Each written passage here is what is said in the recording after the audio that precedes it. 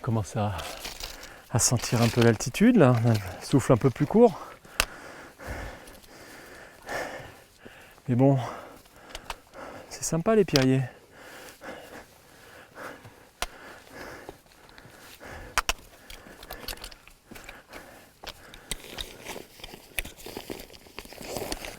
C'est pas l'Himalaya, c'est pas les Andes, mais le Rotombe, c'est quand même beau.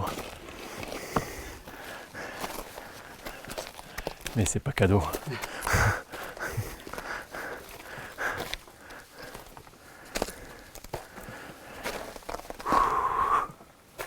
On a quand même un terrain magnifique. Et contrairement au Népal, on voit quand même un peu la mer de chaque côté de l'île. Et ça, c'est quelque chose d'unique.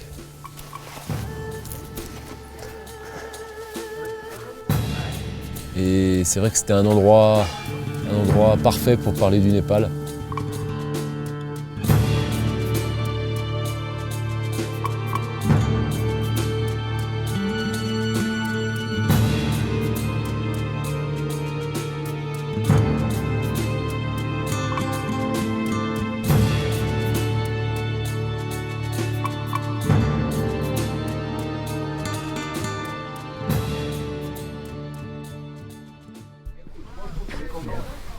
Ça va être un peu juste.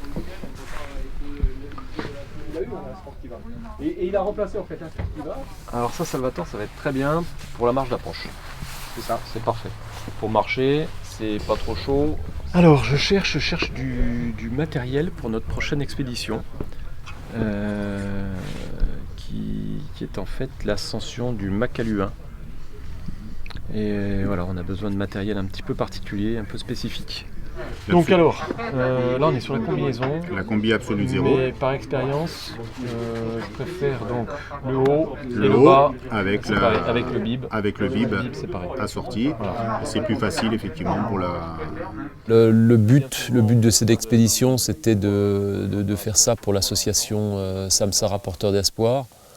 Et d'avoir une visibilité un petit peu plus importante, parce qu'on avait quelqu'un de médiatique dans l'expédition, dans la personne de Karl Lehmann, un ancien rugbyman professionnel. Et donc voilà, le but c'était d'aller gravir ce sommet pour faire parler de notre association et de l'action qu'on mène à travers elle. Non, on est à 24 heures du départ. Hein. Ouais, donc 24 heures. pas le chaud, hein. Allez, à Zaloud. Hein. Cette année, pour le Makalu, nous étions 3. Il y avait donc Denis Piacentine, quelqu'un qui fait beaucoup de montagnes, qui est sur Bastia. Il y avait également donc Karl Lehmann, un ancien joueur de rugby professionnel, ancien All Black. Mes 2 compagnons de cordée, c'était pour eux la première expédition, et surtout la première expédition sur un gros sommet, sur un 8000. Et ça, voilà, c'était peut-être un petit peu compliqué pour moi, parce que c'est aussi une responsabilité. Mais voilà, je savais que je partais avec quelqu'un, enfin avec 2 personnes qui étaient déjà tout terrain et qui étaient très physiques.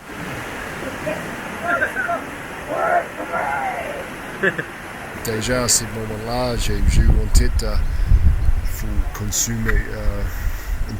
il faut conserver un peu de gazon, parce que ça, c'était juste que le début. Et donc même à ce moment-là, j'ai pensé il faut être prudent, il faut pas faire les gros efforts, et c'était juste le début.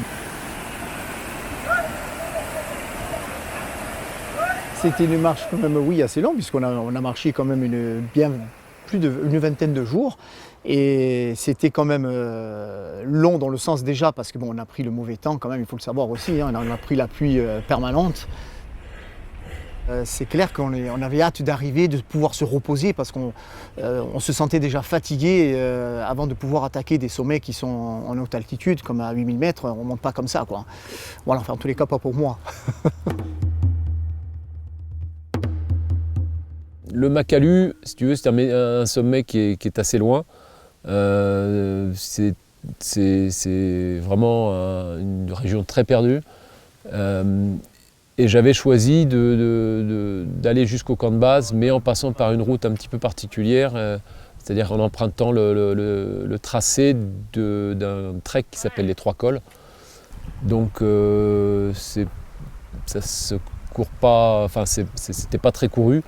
Et j'avais choisi cette option pour parfaire l'acclimatation, c'est-à-dire en fait on est pendant quasiment plus d'une semaine à plus entre 5000 et 6000 mètres, ce qui nous permettait d'arriver complètement acclimaté au camp de base. Et d'ailleurs ça a été quelque chose de parfait parce qu'on a pu se mettre en route très rapidement. Melosati, ça. ठिक छ मेरो माथि हेर देख्नु भएको छ के चिकसिक्क पारेर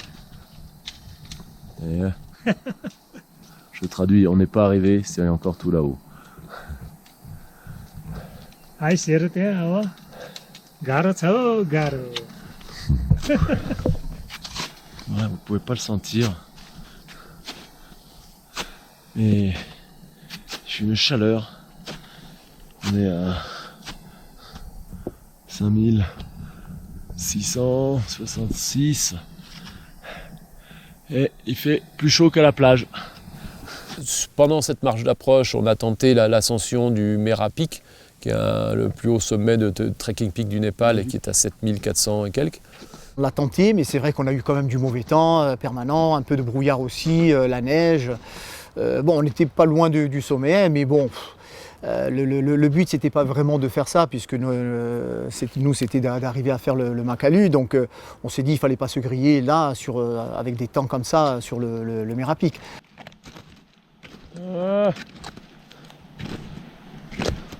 Magnifique. High camp. Ouh là là, comme c'est beau.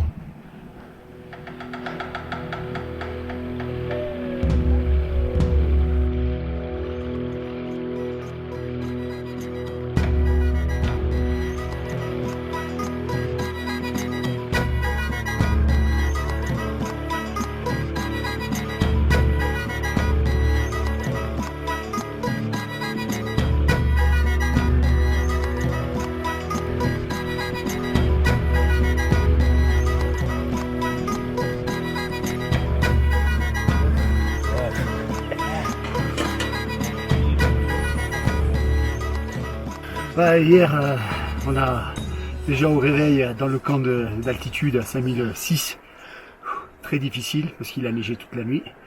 Et on a essayé de faire le Mera Peak, mais à 6002, un peu plus de 6002, on a dû capituler. Très difficile, en plus réveil c'était à 1h du matin, donc on n'a pas réussi. Mais c'était de l'entraînement parce que on est là pour le Makalu, donc c'est le Makalu qu'on va faire. Namaste, Dai. Namaste, Merotera. ठिक छ ठिक छ तपाईलाई हुन्छ. Donc pendant cette marche des Trois Cols, oui effectivement, on a des paysages fantastiques. Hein. On évolue quand même à haute altitude, aux alentours des 6000 mètres. On passe au pied d'une grande montagne qui s'appelle le Barunse, qui est à 7002 environ. On est face à ce pilier sud-ouest du Makalu qui est riche en histoire. Grosse journée aujourd'hui. West Col. Ah. On est bien au milieu des séracs et des glaciers. Là bien sûr le Makalu. Et là où on voit les nuages derrière, c'est le Tibet. Voilà. Vraiment c'est impressionnant. Là ça fait 2 jours qu'on lui tourne autour à ce Makalu. Dans l'arête là qu'on voit, l'arête qui descend du Makalu, sur la droite du côté soleil, ça sera le camp de base.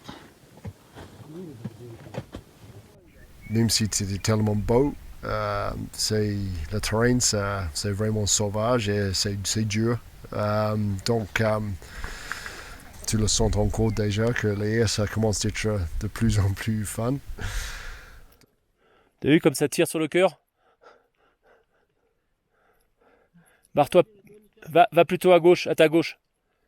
Parce que là t'es dans l'axe des chutes là, de pierre.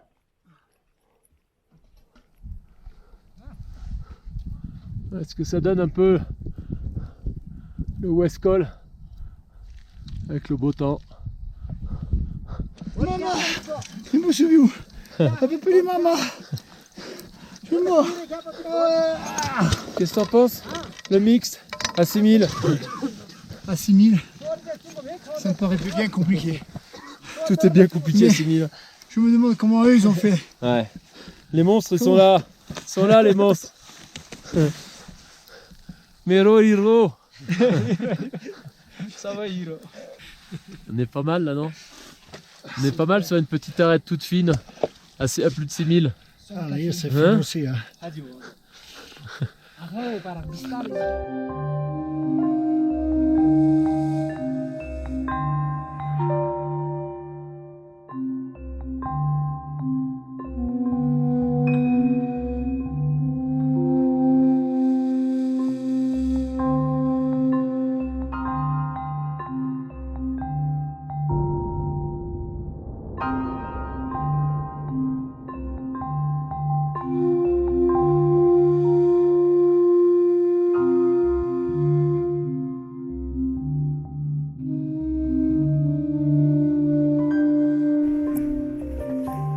On a l'impression d'être sur un cheminée parce qu'on sait qu'à tout moment, on peut s'enfoncer dans la neige et disparaître là-dessous. Bon, c'est vrai qu'on s'était encordé à ce moment-là après, mais bon, on a eu les Sherpas, les porteurs qui étaient avec les Sherpas qui marchaient un peu devant. Et puis là, on a vu que vraiment, on était où il y avait des crevasses, il fallait qu'on soit vigilant, dont un, d'ailleurs, un porteur qui est rentré dans la crevasse. Donc bon, on a réussi à le prendre à temps. Et là, par contre, c'est bien parce qu'il fallait se dire, il ne faut pas paniquer, il faut rester la tête froide, hein, comme on peut dire, et savoir mettre les cordes pour savoir s'encorder tous l'un derrière l'autre, sans être dans la panique.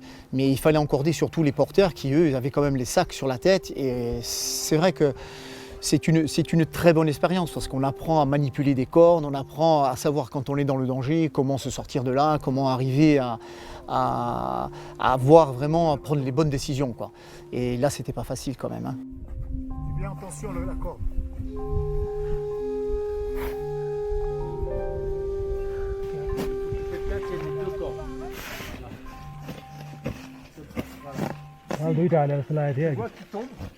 Tire fort, c'est. Et ça le bloque. Si tu tires pas, il tombe jusqu'au bas. Ouais. Aujourd'hui c'est dur, hein. On arrive au camp de base avancé. Je devine à peu près où il peut être, parce que je vois les séracs là d'ici. Mais on n'en peut plus. Ça fait je sais même plus combien. J'ai perdu un peu la notion du temps. Et on est parti, on a commencé à marcher le 4. Et depuis là, pas mal de jours, on est vraiment dans ce qui se fait de mieux dans l'inconfort. Enfin, on va retrouver un petit peu de confort là au camp de base. On va devoir au moins pouvoir se laver correctement et pouvoir s'asseoir tranquille. Allez, à plus.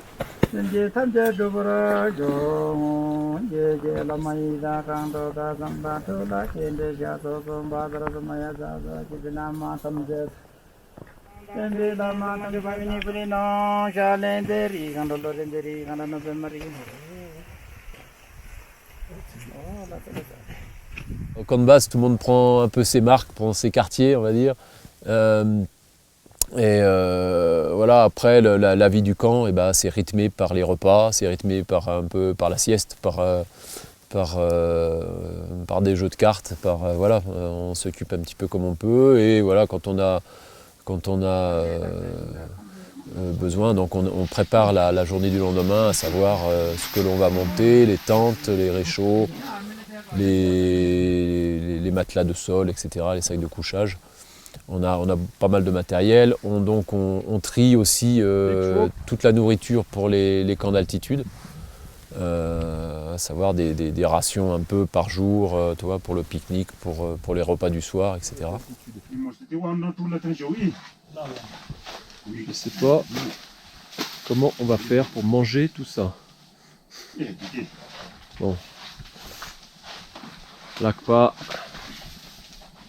et Pasang, eux ils mangent beaucoup.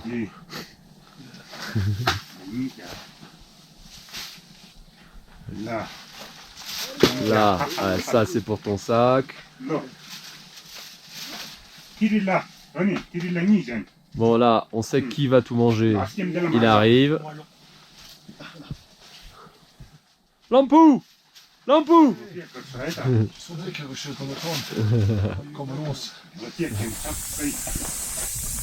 On va la machine à laver. Ah oui, le missile. La machine, il marche bien? Ouais. Propre, man.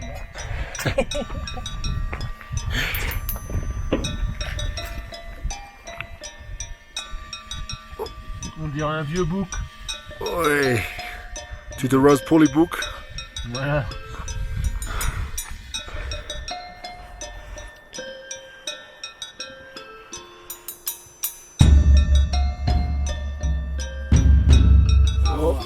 Ça c'est petit déj au Cambaz.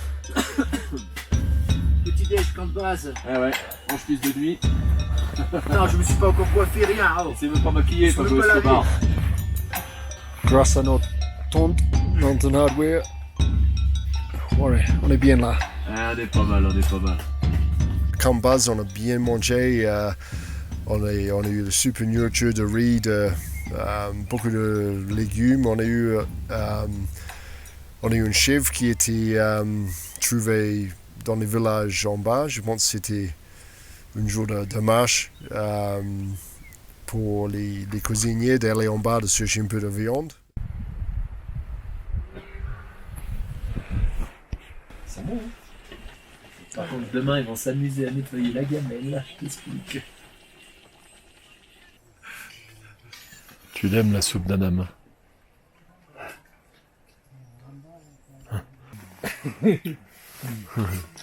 Anam. Bonne soupe, Anam. Ah, elle rigole beaucoup, mais mange pas de soupe non plus. Ouais. Fais le malin, mais il ne mange jamais de soupe. Ouais, je te connais, toi. Hein, tu finis dans la cuisine avec un dalbat, alors je te connais.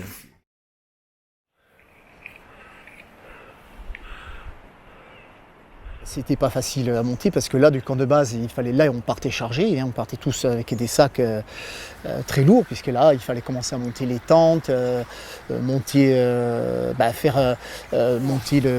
un peu tout ce qu'il fallait, nos sacs de couchage, tout ce qui s'ensuit à fur et à mesure sur les camps d'altitude. Le camp 1, oui, il a été installé rapidement. En 3 jours, il était en ordre de marche, à savoir, voilà, les tentes étaient montées, on avait les réchauds, on avait tout notre matériel dedans pour pouvoir y monter quand on voulait. Et ça nous servait aussi de point d'appui pour faire du dépôt de matériel pour ensuite les camps supérieurs. Donc voilà, dès qu'on pouvait, on montait des tentes, etc. Parce qu'il y avait quand même 4 camps d'altitude. Belle journée, hein, à Lampou. Aujourd'hui là, Camp 1. Lampoine. Sans trop de problèmes quand même, hein. C'était pas très difficile.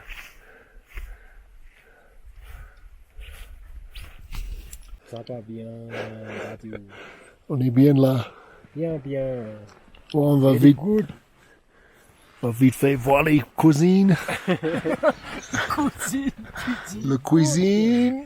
Salut Pona. Salut, Cal, comment ça va? Ah, ça va. Super. Notre cuisine, 6100 mètres à peu près. C'est super bien. Petit tour de camp là. On rentre dedans, une petite coucou. Ah, coucou. Ah, super, quand hein. Ça va, tout va bien. Jusque-là, on tient. On tient bien. Thank you. Voilà, chez Franco. Yos. C'est toi qui as monté les lyophilisés? Les quoi?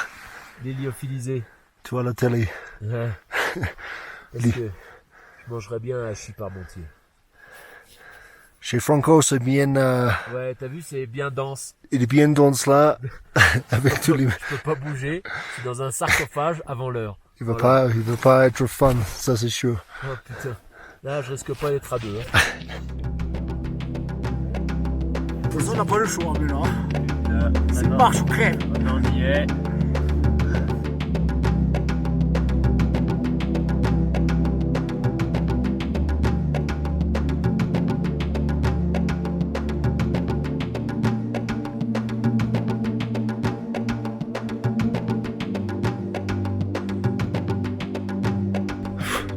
Ça, c'est ce qu'on appelle de la pente un petit peu raide.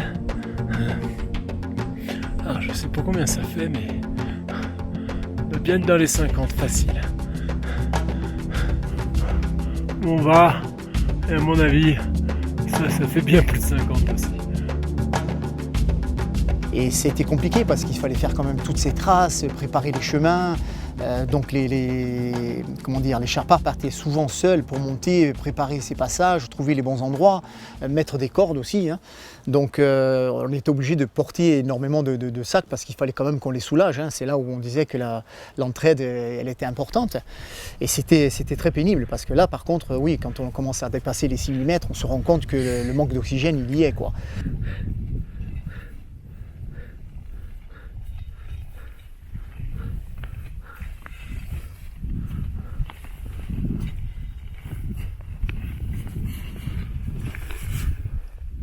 Namasté. Terrassement à 6006, c'est l'enfer. C'est beau, hein, Dai? Hein? C'est beau, hein? Ah, c'est beau. Magnifique. Épuisant.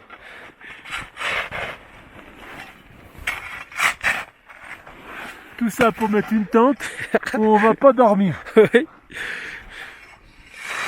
Là, 7200 mètres à Camp 2 et de passer la nuit là-bas juste en dessous de l'Everest en face de nous avec les Makalu derrière, c'était magnifique.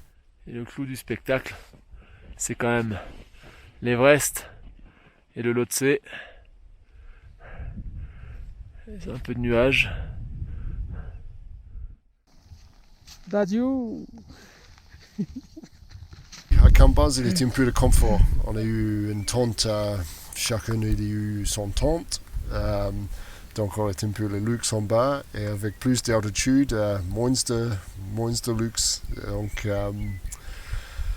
malheureusement pour Denis, on était en chambre avec moi, en tente. Donc tu imagines tous les deux en tente, dans une petite tente pour deux. Bienvenue, Camp 2. Denis, comment va les... La nuit va être difficile. Difficile pour moi. Les beaux sous-bio. Salut Pona. Salut. Ces 5 étoiles là. Denis mange tu manges quoi? Du riz? Du riz au poulet. Je mange, ça c'est bien bon aussi. Non, il y a des pâtes. Je crois que c'était du riz, c'est des pâtes. C'est pareil, hein. On va faire des câlins ce soir. Ça va être froid. On dirait. C'est comment on commence maintenant de plus en plus, la tente se serre de plus en plus. Ouais. Au début, c'était une tente, 4 places. Bien, maintenant, C'est une tente, une place. une place pour 2. Mais on est bien. Le soir même, quand on est arrivé là, j'avais mon matelas qui était percé, donc il a fallu que j'apprenne à dormir un peu recroquevillé parce que je ne m'étais pas rendu compte qu'en dormant avec le matelas crevé, je faisais de la chaleur, donc ça fondait la neige qui se trouvait sous la tente et l'eau remontait. Et heureusement que j'étais un peu en pente, les pieds vers le bas, j'avais les pieds et le sac de couchage était trempé.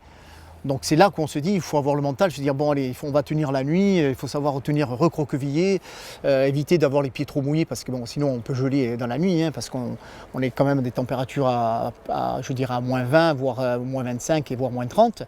Donc c'était pas évident à gérer, mais bon, on l'a géré. Ou je l'ai géré, je veux dire, tant bien que mal, mais ça met la pression. Je reconnais que j'étais sous pression.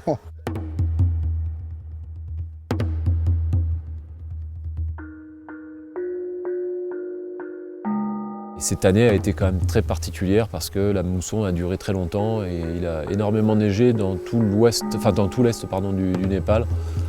Et donc voilà, on a eu beaucoup de couches de neige superposées, ce qui nous a pas aidé en altitude, quoi, dans les camps d'altitude. Souvent sur des gros 8000, il y a quand même pas mal, il y a énormément d'expéditions, donc il y a du monde. Et nous, cet automne, au Makalu, on était la seule expédition, donc on était seuls. Et à un moment donné, voilà, à deux, c'est quasiment mission impossible parce que tu fais la trace une journée, tu redescends parce que tu as passé la journée avec de la neige au-dessus de la taille, et voire même plus, parce qu'à un moment donné, ils avaient de la neige, il y avait 1,60 m de poudreuse, donc complètement sans cohésion, tu vois. Et le lendemain, tu remontes, et il faut refaire la trace, parce que tout a été effacé par le vent la nuit et par les chutes de neige. Donc c'est plus qu'éprouvant, c'est un boulot titanesque.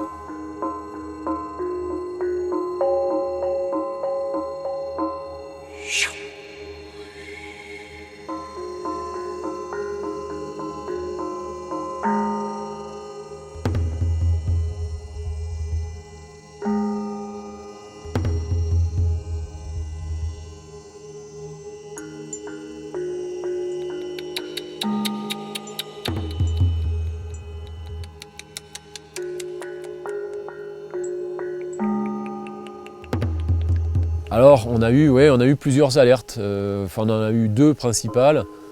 Entre le camp 1 et le camp 2, il y a eu une chute de sérac, et donc nos deux valeureux Sherpas sont passés et nous ont appelés à la radio, juste derrière leur trace, c'est-à-dire à peine quelques minutes après leur passage. Un sérac a cédé, et donc il y avait des blocs gros comme une voiture de glace vive qui est passé sur la trace. Donc là on a échappé à la catastrophe déjà une première fois. Ensuite, ce qui a sonné un peu le glas de l'expédition, c'était le fait que l'Akpa soit emporté par une avalanche aux alentours des 7005.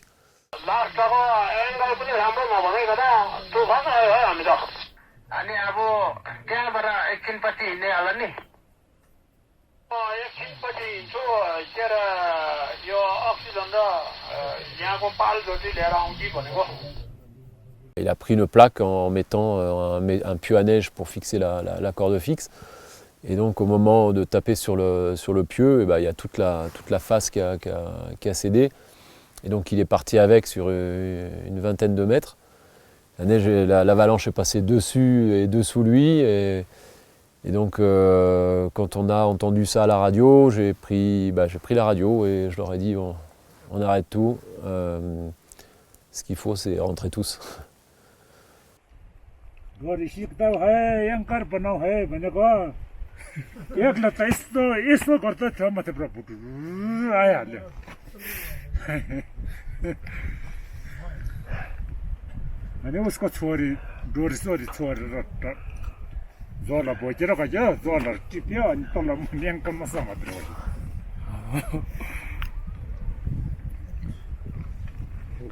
Ouais, c'est toujours dur de renoncer. C'est dur. Ça a été une décision difficile. Ça a été une décision que j'ai prise.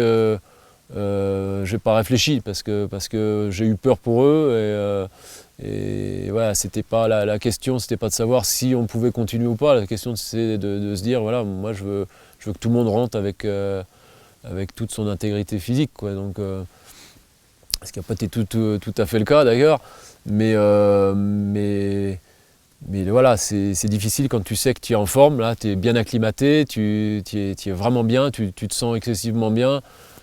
Voilà, le matin tu te lèves, c'est grand beau, tout est bleu et blanc. Et de se dire il faut faire demi-tour alors que tu sens que tu peux monter plus haut en tout cas. Ouais, c'est dur, il y a beaucoup d'émotions hein, dans cette décision, mais bon, elle a été prise voilà, instantanément. Quand il a pris l'avalanche, on s'est dit bon là il faut savoir, il s'est trouvé dans le vide, il faut savoir dire bon maintenant il faut faire rebrousser chemin quoi. Il faut pas. Je pense qu'à un moment donné, la montagne, il faut savoir profiter des bonnes choses de la montagne, mais il ne faut pas essayer de la vaincre parce qu'on n'arrivera jamais à vaincre une montagne. Ce matin, petite montée. Il y a de mauvais et de bonnes nouvelles. Bonne nouvelle que l'ACPA ça va, mais mauvaise nouvelle que l'aventure c'est un peu fini pour nous. Ouais. Mais aujourd'hui, juste monter comme deux, récupérer tous les tentes, mettre ça là-bas, profiter un peu du soleil et les beaux montagnes. Ouais. Il n'y a qu'à voir derrière toi. C'est magnifique. Et ce qu'on n'arrivera jamais à faire, enfin en tout cas pas cette année. Voilà, c'est ça. L'ACPA et passants qui se sont arrêtés en haut de cette grande pente.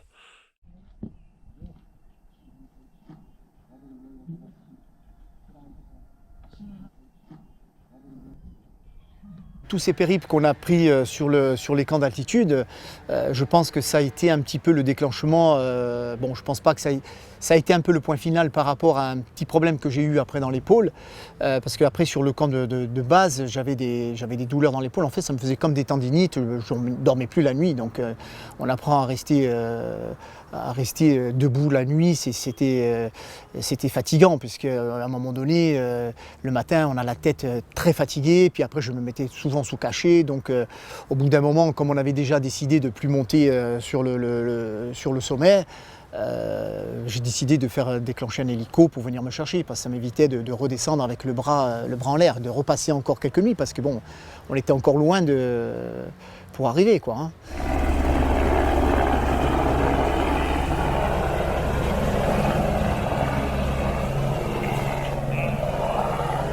Ah là, il y a beaucoup de risques en expédition. Tu as le risque, tu as la montagne qui est un milieu qui est quand même risqué, entre les séracs, les avalanches, les chutes de pierres, etc.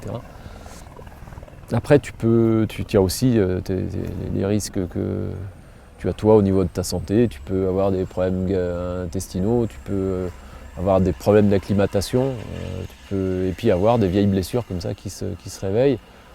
Et du coup, ouais, ça fait partie de ces risques-là. Donc, mais ça, il faut partir dans ces expéditions, il faut partir avec ces idées, avec cette idée de se dire, voilà, il y a des risques, il faut les accepter. Et voilà, enfin moi, même pour moi, je sais que voilà, quand on part sur un 8000, on peut très bien aussi ne pas revenir. Donc, il faut intégrer ça pour le vivre plus sereinement.